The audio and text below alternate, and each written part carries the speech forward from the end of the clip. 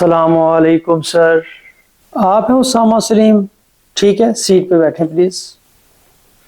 آپ کو اس لیے آفس بلایا ہے کہ آپ ہوم ورک نہیں کرتے۔ آپ کے اساتذہ کی طرف سے بے شمار شکایات ہیں۔ یہ میں آپ کی ہوم ورک کاپی دیکھ رہا ہوں کہ بہت سا ورک انکمپلیٹ ہے۔ آپ کا ہینڈ رائٹنگ بھی اچھا نہیں ہے۔ آپ اسٹڈی میں سیریس نہیں ہیں۔ شاید آپ کنٹینیو نہیں کرنا چاہتے۔ سوری سر، میں مائنڈلی تو تیار تھا کام کرنے کے لیے، لیکن فزیکلی نہیں کر سکا۔ ٹائم نہیں مل رہا آج کل مجھے۔ آپ پیپر میں کیا لکھیں گے؟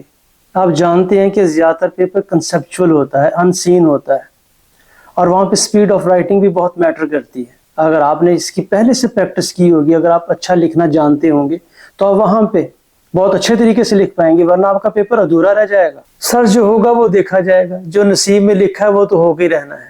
You are non serious.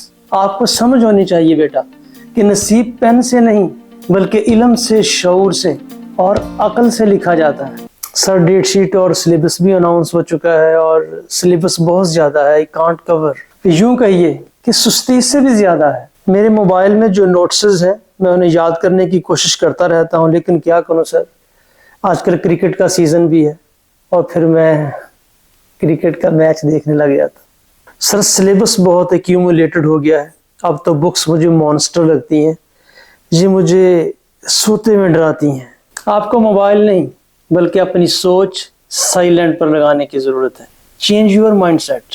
جب دل ہی نہ مانے تو بہانے ہزار ہیں۔ اللہ تعالیٰ قرآن مجید میں ارشاد فرماتے ہیں کہ میں اپنے بندے کی حالت اس وقت تک نہیں بدلتا جب تک وہ اپنی حالت خود نہیں بدلتا۔ سر، آج سے 1 گھنٹہ پکا پکا، آپ گھنٹہ پکا نہیں بلکہ اپنی نیت، اپنے ارادے، اپنے انٹینشنز پکی رکھیں۔